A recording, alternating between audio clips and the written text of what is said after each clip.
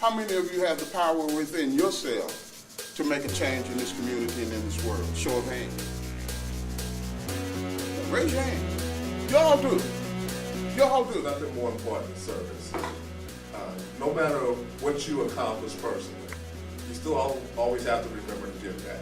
You all are in the midst of an age where I believe youth are being called on again to step forward, to be willing to get engaged, to become active, to be concerned, to be involved, and to be critical parts of various movements to change our world, to change our city, to change our state, to change our country for the better. Last on and put to the test. The future is where we belong. The future is where we belong.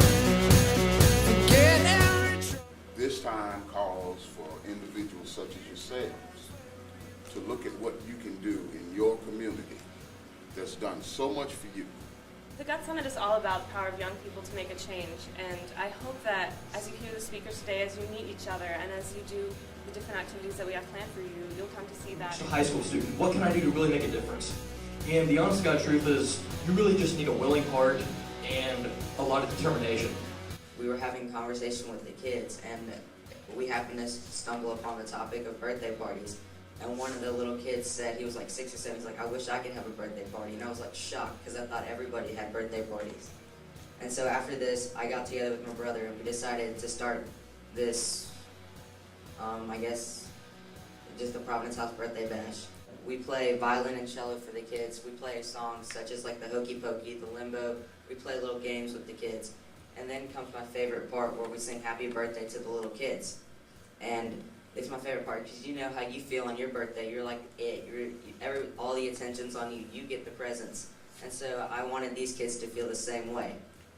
And one of the projects that I'm involved in is the Adoptive Senior or Adoptive Grandparent program at the Glen Nursing Home. As you get to connect with the people that usually, I guess, are cast aside and forgotten by their family or friends, and I think it's really great to be able to reconnect with these people. My project is called BAGS, which stands for Be a Good Sport. Over the past 3 years since then, I've continued to have sports collections and distributions. I've also had a fundraiser where the former head basketball coach at LSU, Del Brown, came and spoke at a luncheon. I also go to my grandma's apartment complex once a week, and she lives in the old people's apartment. And I go by door to door and I just ask them, you know, if they need any help with anything, because a lot of them can't get up and do stuff by themselves. A lot of them aren't mobile, and a lot of them don't have family who cares about them. I'm also on student council, and we just recently did a fundraiser for a boy at our school. He has a tumor in his brain, and they don't know if it's cancerous or not, but he has to go to California to get it removed.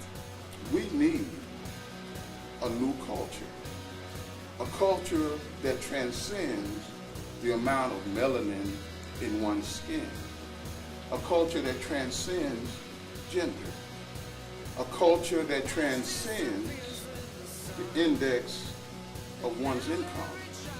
We need a culture of people that can look around the community and say, this can be better. A big part of this has to do with you becoming strong in voice when it comes to issues of discrimination. Mostly white people live there. It was probably like 3 black families that lived in our community, and I would get beat up like every day after school because of my color. Like, he was like this tall and this big, and he was getting beat up by 4 kids who were white kids who were his size because of his color. Just because I'm Indian doesn't mean that I'm going to work at a 7-Eleven and that I'm going to be good at math and science. I'm Muslim, and they were making some jokes about Muslim people, and they were telling me that I've grown to be a murderer. I have a friend whose dad wouldn't let me go over to her house because I'm not white.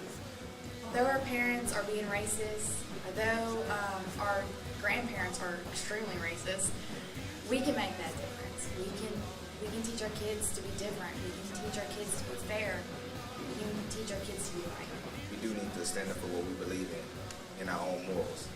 When I look at you, do you know what I see? I see a future mayor. I see a future senator. I see a future president. I see the first female president in the United States of America sitting right in this room. She's got to be somewhere. Why can't she be here?